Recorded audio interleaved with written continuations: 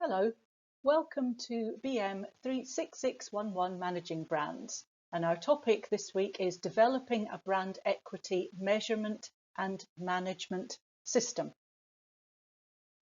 Our main objectives are to look at two concepts in this session. The first is the brand value chain that shows how brand value is created through a linked chain of events. And secondly, the brand audit, a very important market research exercise which informs the management of brand equity.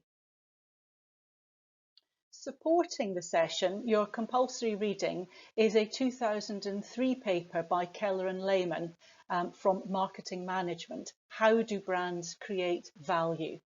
And this paper sets out the brand value chain model and explains each component of the chain and how they work together to create brand equity. Set alongside that, as usual, we have to look at the alternative perspective on brand equity. And so you have two papers from the so-called Ehrenbergian group of researchers, one by Castleberry and Ehrenberg and one by Delolme-O'Reilly et al. And these provide an alternative viewpoint to the Keller and Lehman paper. This session actually links to the following session. They fit together, and we'll be looking at developing a brand equity measurement and management system, measuring the sources of brand equity, and then measuring the outcomes of brand equity over this and the following session. So let's start then with developing a brand equity measurement and management system. It is an old truism, a cliche if you like, that what gets measured gets managed. But it is actually true. In any organisation, if you don't measure objectives, if you don't measure outcomes, if you don't measure what is going on, it is very hard to make any informed, sensible decisions about management of costs, management of people, management of brands.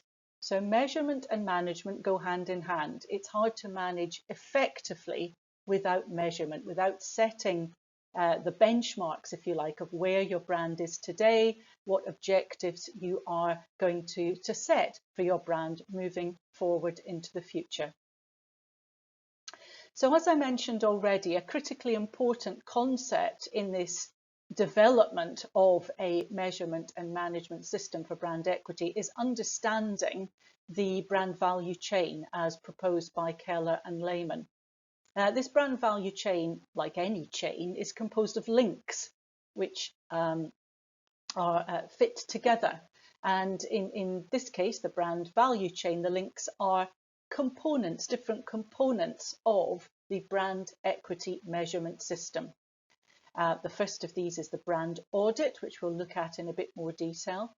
And then we have a brand tracking system, how we use market research to track whether our brand is on target in terms of its brand equity.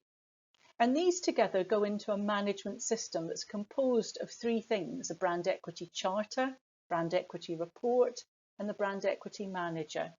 The brand equity charter, as the name suggests, is simply a statement of how important the brands are and the equity of those brands to the organisation. The recognition that brands create value for customers and in so doing deliver financial value, market value to the organisations that create and manage them.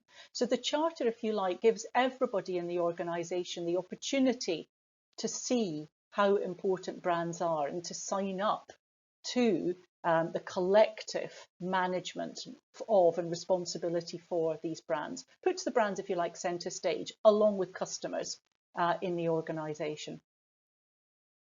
The brand equity report is the regular reporting of key health data about the brand. Brand share, brand attitudes, if you like, all the different performance metrics that we're going to be looking at in this session that show the health of the brand in relation to its competitors. And then the brand equity manager then informs the day-to-day decisions that are made about operational brand management in relation to pricing, distribution, integrated marketing communications decisions, any changes that need to be made to the product or services that underlie the brand, etc. So the brand value chain tracks the creation process through which brand value comes about. And that creation process comes really from four key things. First of all, the investment that the brand owning organisation makes in its marketing programmes, how much money it invests in new product and new service development, how much money it invests in distribution channel creation and management, multi-channel, omni-channel, to manage the customer journey so that the brand is communicated and delivered consistently across all the different touch points whereby the customer might come into contact with it. How much the organisation invests in all the various integrated marketing communications tools, advertising, sales promotion activity, public relations, and so on, each of which, as we've seen in an earlier session, have their own particular job to do in building and supporting brand equity through reaching out and communicating in a particular way with particular stakeholder groups. The second component in this process of brand value creation is the effect that all of this investment has on the customer mindset. Now, partly that is an effect of the investment that the organisation makes in marketing programmes. But as we'll see, you can spend a lot of money and not necessarily get a good outcome. So partly it relates to the quality of the marketing programmes, whether they are best in class, whether they are distinctive, whether they really meet the needs of customers, whether they really grab customers' attention and create that all-important salience, the depth and the breadth of brand awareness. The third component in our journey of brand value creation is market performance outcomes. And as we'll see, this refers to how the knowledge that the customer has of the brand in their mind, the customer mindset, whether that is positive or negative towards the brand, how strongly the brand resides in the customer's mind, etc. The extent to which that customer mindset translates into real tangible market outcomes, i.e. sales and market share. And partly, again, that is a result of the quality of the marketing programs, but partly it is a result of what else is going on in the marketplace, particularly competitive activity, because it's not just any one brand that is competing for the customer's mindset. It's all the brands that are competing in a market and in related markets. And then the final component in the brand value chain is shareholder value. Most of the organisations that we study that are owners of brands are in the for-profit sector. And so they have a responsibility to deliver returns to their shareholders, the individuals and the organisations who invest in those organisations, who provide money so that the organisation can grow and develop and invest in new product development, new channels, new technology platforms, etc. So the extent to which the organisation's market performance outcomes, i.e. its sales, its market share, its brand share, translate into shareholder value will depend on how good those outcomes are. All other things being equal, organisations with much stronger sales profiles, stronger market shares, stronger brand shares, stronger brand performance metrics will deliver stronger returns to their shareholders. Their share price will go up and their dividends will go up. But there are other things going on in the financial market that can affect a company's share price outside of its own basic performance, extraneous economic, political, regulatory factors. So we'll look at how all of these things fit together in our brand value chain.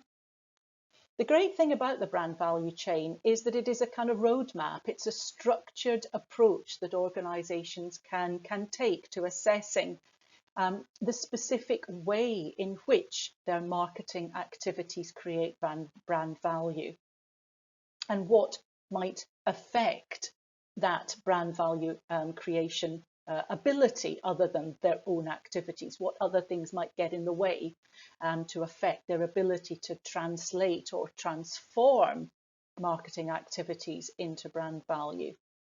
And as a result, the brand value chain gives organisations a really clear and detailed view of the sources and the outcomes of brand equity. So here is our brand value chain with its 4 stages, its 4 value stages: marketing program investment, the customer mindset, market performance, and shareholder value. Underneath each box, you can see some bullet points that really just explain what is going on in that box in a bit more depth and detail. Now, I've mentioned many of these points already in my introductory remarks, but just for completeness, let's very quickly whiz through each box again. So by marketing program investment, Keller and Lehman are referring to the money that is spent on product and service development, on integrated marketing communications, on distribution channels and trade relations, on employee training and remuneration. That's particularly important in the service sector where employees deliver the sector. And indeed, there may be other areas where marketing program investment is needed. That investment, all things being equal, will create a positive, strong knowledge base in the customer's mind, will make the customer positively disposed towards the brand, aware of it, understanding what it is, what the brand stands for in its marketplace, and create strong positive associations towards the brand, which in turn will lead to positive brand attitude and lead to a sense of attachment, interest in, engagement with the brand, activity going on between the customer and the brand, the customer finding out more about the brand, the customer engaging with the brand through its website or through social media, going to look for the brand in stores, and ultimately buying the brand, and buying the brand regularly if that is relevant in the particular market. So in fast moving consumer goods, the idea behind the marketing program investment is to create behavioural and attitudinal loyalty so that the customer buys the brand regularly, whether it's shampoo or a particular brand of rice or packet soup or whatever it happens to be. Similarly, in some business-to-business markets, the same kind of behavioural loyalty can be created.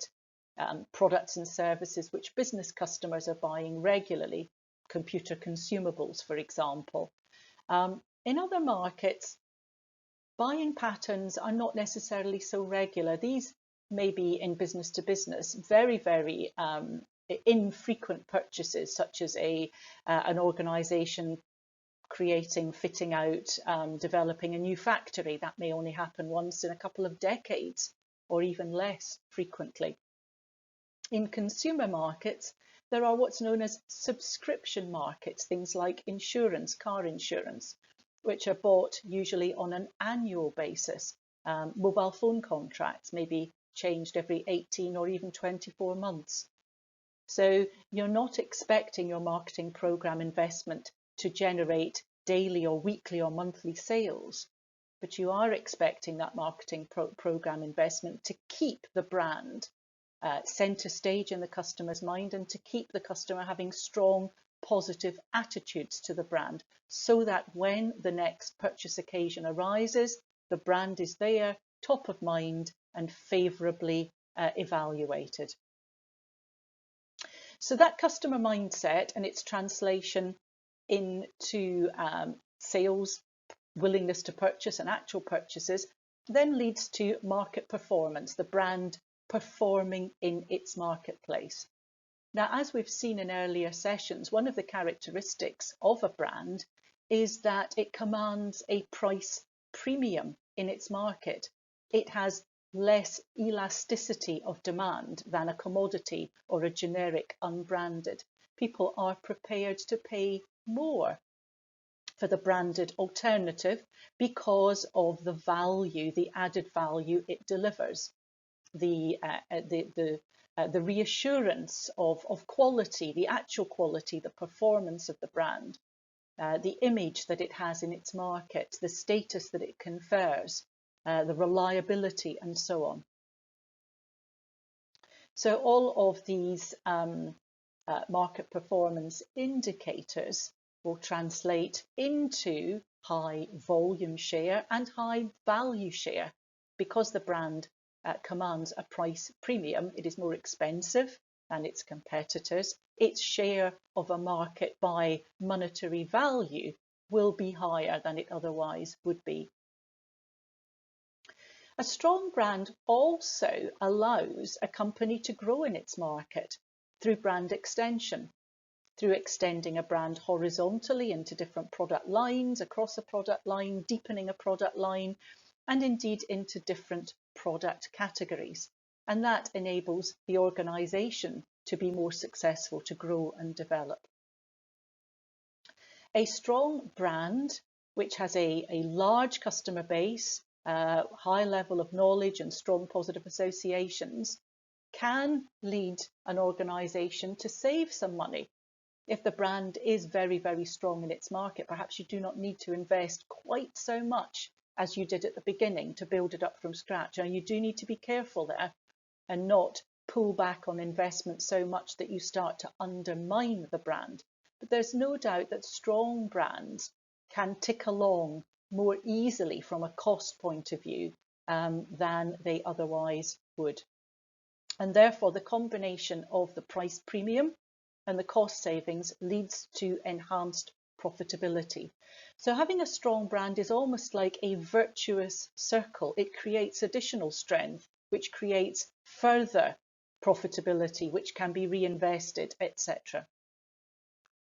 And that market performance then of this brand, part of the organisation's portfolio, or perhaps the only brand that the organisation uses and operates, will translate into shareholder value. All things being equal, the stronger the brand, the stronger the organisation in terms of its stock price, its share price, its price earnings ratio, and its market capitalisation. However, you will know that I've said all things being equal quite a few times in this session so far, and all things are seldom equal. So another key component in the Keller and Lehman brand value chain model is a set of what they call multipliers. These multipliers, if you like, moderate or influence the extent to which value can actually be created at any stage in the model. They affect the organisation's ability to transform value from one stage into value to the next stage. So they are extraneous factors which get in the way, which can lessen, if you like, the brand's ability to convert value on a stage-by-stage basis, or indeed can enhance it. So there are three sets of multipliers. The first is the quality of the organisation's marketing programmes for its brand.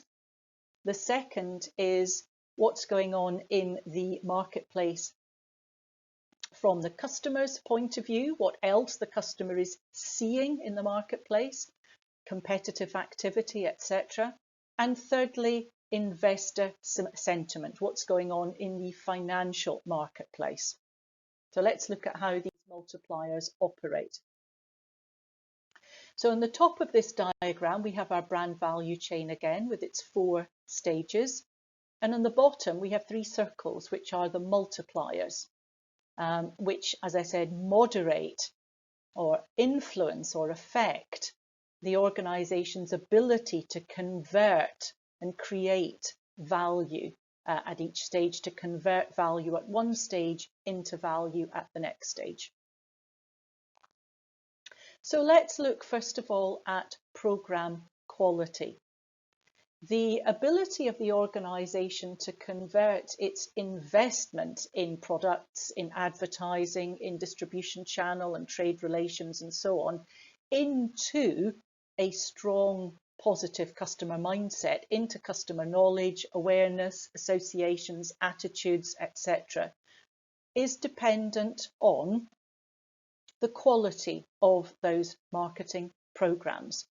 Their clarity, in other words, how easily the consumer can perceive what is going on, how easily they can see the brand in distribution channels, so the extensiveness or the strength of its distribution intensity, the product itself, how easy it is to see the benefits of the product and why it is worth paying extra for the brand rather than an unbranded alternative, how clearly these added value, added benefits shine through.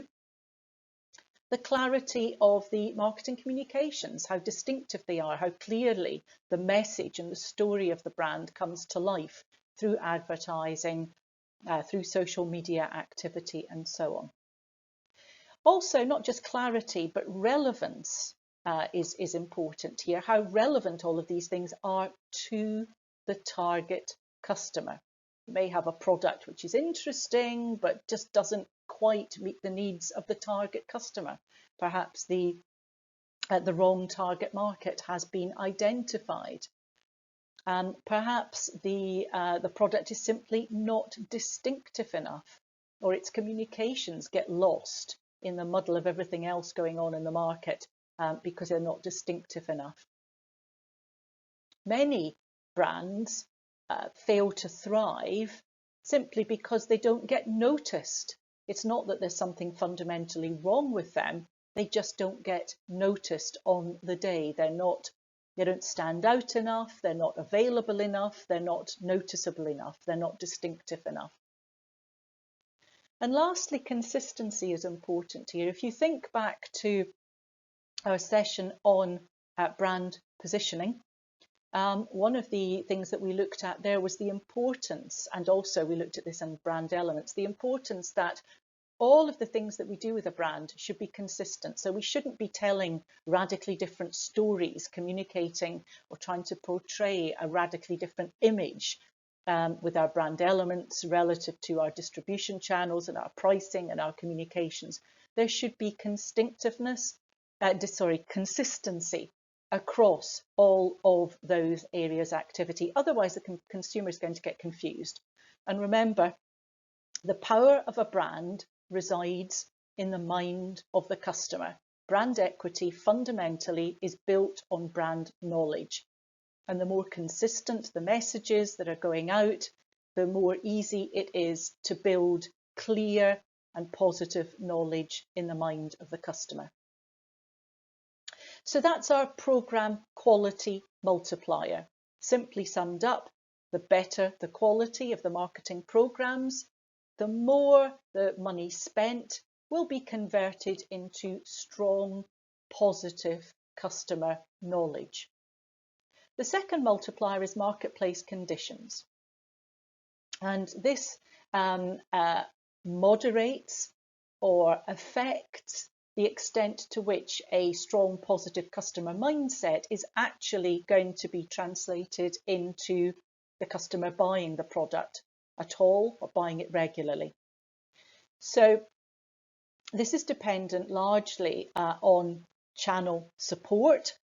In other words, the extent to which the brand gains and retains good quality distribution, the extent to which it is available online, offline and mobile channels, the extent to which it is easy to find and to see in those channels. If you think about a large grocery store and all of the shelves, the exact position that a brand attains on a shelf will have a big impact on whether people are going to see it and therefore buy it.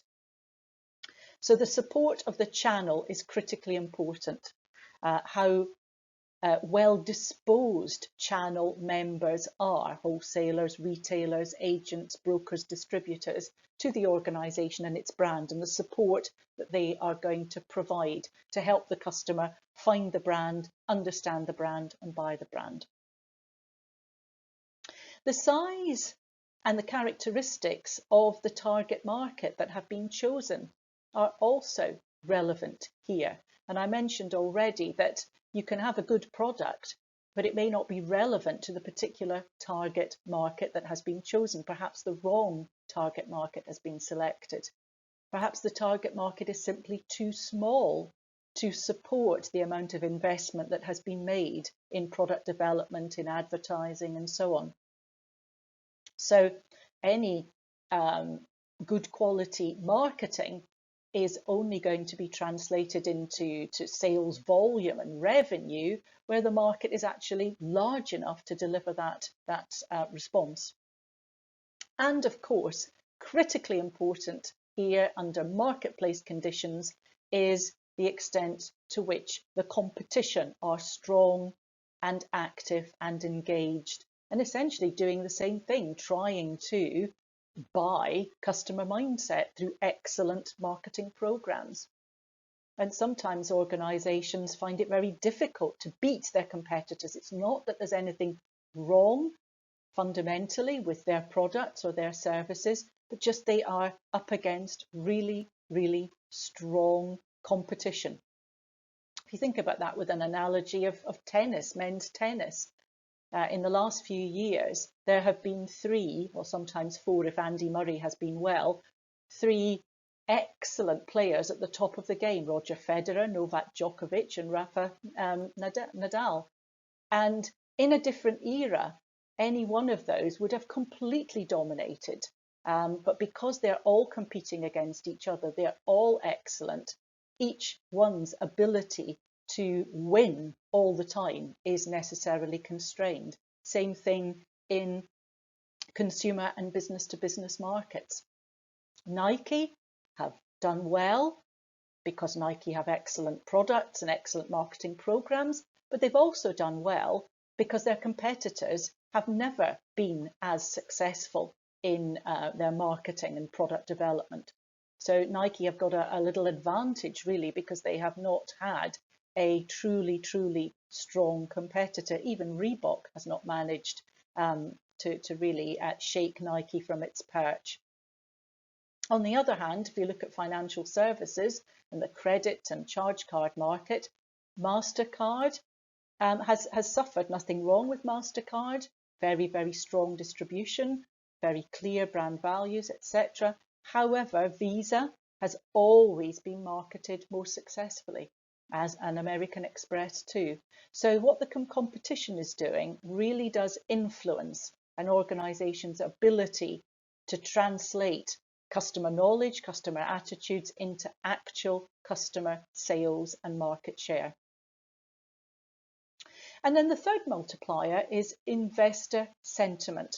And as we saw a minute ago, this is the multiplier which moderates or influences or affects an organization's ability to translate its sales performance, its revenue performance, its profitability into shareholder value through stock price, market capitalization, etc.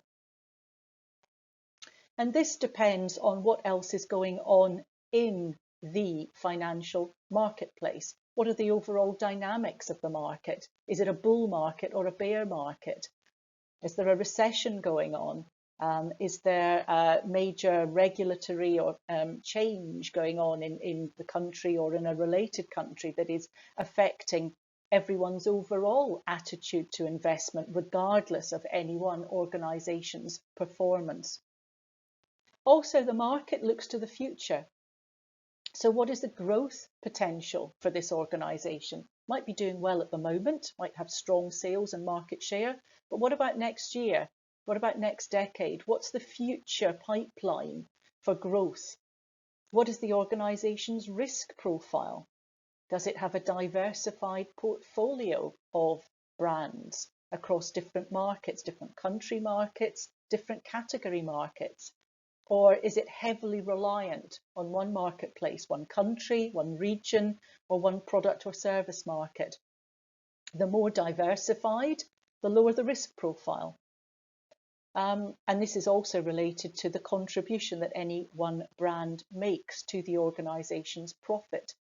An organisation that is heavily dependent on only one brand has a less attractive profile than an organisation that has 2, 3, 4, or many more strong brands in different countries, different regions, and different markets.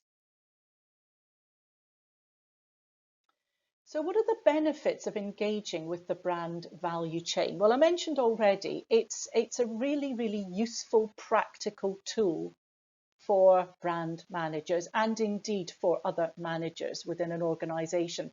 And one of its enormous benefits is that it can bring marketing people together with colleagues in finance and in other parts of the business to understand how brands generate overall value for organisations.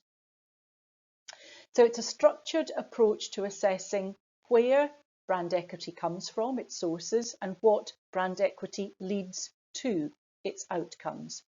It's a structured approach to assessing how marketing activities deliver brand value, where marketing may need to improve, and what the impact is of external market forces such as competition.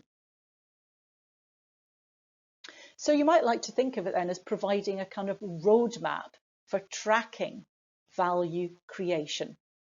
And that word tracking brings us into the world of market research. And market research is essential in the application of the brand value chain. It's not a theoretical concept, it's a practical tool, and it requires data inputs at every stage. And some of those data are already available to the organisation from its own in-house accounting systems and so on and so forth. And other data need to be collected through primary research. So the brand value chain also is a tool that drives and shapes market research effort so that the right kind of market research is being carried out, and so that money is not being wasted carrying out market research, which is not actually helping to understand brand value creation. So the first area of market research that we will look at is part of what's known as the brand audit. And the brand audit is divided into two components, the brand inventory and the brand exploratory. The brand audit is as the term suggests, audit. When you audit something, you take stock, you enumerate, you count up, you make a list of, you account for everything. And so the brand audit is a comprehensive 360-degree examination of a brand. And it involves activities which assess the current health of the brand, look at its sources of brand equity, and suggests ways to improve and to leverage that equity. And that enables an understanding of the sources of brand equity to be gained. First of all, from the perspective of the firm. So what is the organisation that owns the brand doing with the brand today at this moment in time? How many products does the brand relate to? What prices are they sold at, etc.? What is the geographical distribution of the brand? But also from the consumer perspective, what does the consumer know of the brand, think about the brand, feel about the brand in comparison with its competitors? So the brand audit is the starting point to set the strategic direction for the brand. You might like to think of it as the branding equivalent of a situation analysis. We often talk of a marketing audit, a market situation analysis, looking at an organisation where it is today. Well, this is doing the same thing, but in relation to one specific brand. what is the current situation of that brand, where is it today, and where should it be going in the future. And therefore the longer term marketing programs, marketing planning for the brand is predicated on the outcomes of the brand audit. What you're going to do in the future with the brand depends totally on the current brand situation. What is strong, what is weak, what needs to be leveraged and capitalized upon, what needs to be changed, what needs to be improved. So as I said, the brand audit has two steps, the first of which we're going to look at in the rest of this session is the brand inventory. And then in our next session, we will look at the brand exploratory. So the brand inventory occurs at the first stage of the brand value chain, where we are seeking to enumerate and take stock of the investment that is currently made in the brand. So through the brand inventory, we want to develop a comprehensive profile of how all the products and services sold by an organisation are branded and marketed relative to the competition. So this is a brand by brand audit. Now, some organisations only have one brand, some have many, but each brand has to be audited. And the fact that it is relative to the competition is essential. You're not looking at the brand in isolation, but you're looking at the brand in relation to its direct competitors and possibly indirect competitors as well, but more likely the direct competitors at this stage. As we'll see, indirect competitors come in a little bit later. So we start by looking at the brand elements. How many different products is the brand used on? How many different variants? How many different pack sizes, package types, product formulations? What brand names are used? Any sub-brands, logos, symbols, brand characters, jingles, slogans, etc. How much money has been spent on advertising, on social media, on sales promotion, etc. And what campaigns have been used? What have the messages been? What have the storylines been? And so on. What are the competition up to? So what do their brands look like? What are their brand elements? What are their marketing programs? And then by comparing the brand with its competition, the points of parity and the points of difference can be identified. And you will remember those from our session on brand positioning. Points of parity being the characteristics that are essential for the brand to enable it to compete. And so they will be the same as those characteristics of competing brands. Points of difference are characteristics that differentiate the brand from its competition or make it distinctive in some way. And remember that difference between differentiation and distinctiveness characterises the two different views of branding that we look at on this module. Keller's view, that brands need to have points of difference which truly differentiate it in a meaningful way, which are unique and relate to the nature of the product or the service itself. The Ehrenbergian view that brands cannot necessarily have unique characteristics. That's very difficult, if not impossible. But brands need to have something distinctive about them that gets them noticed in their marketplace. And then lastly, the brand mantra, the 3 to 5 word phrase that identifies or puts into words and summarises the heart and the soul and the values of the brand. So the brand inventory is a great big database with lots of numbers, lots of pictures, lots of words that sets out exactly what is happening with respect to the brand in its market at the moment.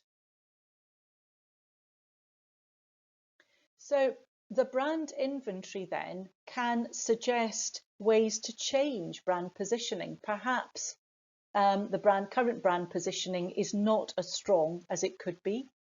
It suggests criteria or bases which can be used to position the brand, such as quality, such as design, such as heritage or history, such as country of origin effect, that may give the brand a stronger position in its market than it currently has. And so the brand inventory is offering insight into how brand equity may be better managed. Perhaps the brand is generally too expensive and a slight reduction in price may be beneficial. More likely, perhaps the brand is actually a bit too cheap, and perhaps a small gradual increase in price would be appropriate because the brand represents clearly better value for money, offers added benefits and values compared with anything else in its market. Another great outcome of the brand inventory relates back to this all-important point of consistency. Once you've got all of the pictures of the brand in front of you, the different packs, the different advertising and so on, you can spot inconsistencies, visual inconsistencies. Oh dear, the wrong brand colour was used there, or that brand logo has changed shape and nobody noticed. Somehow along the line it's kind of drifted away from where it's supposed to be. That brand extension has gone really too far from the parent brand. We need to kind of bring it back in and make it closer, make it more consistent. That piece of advertising, really the message was not consistent with what we want for the overall positioning of the brand. We've got too many sub-brands in this category. We're oversaturating the marketplace, and they're all kind of overlapping. Some of them are redundant. We could get rid of a few, and that would maybe reduce customer confusion. Or we've got some gaps where we could actually extend a brand further. We could have a new line extension here, a new category extension there. So that is the brand inventory, the all-important taking stock. And next time we'll move on to look at the brand exploratory, the kind of primary market research, the collection of new market research that is done to understand the customer mindset. And we'll also next time go on to look at the third and fourth components of the brand value chain, how we measure the outcomes of brand equity through market performance and shareholder value. But for now, that's all. Goodbye.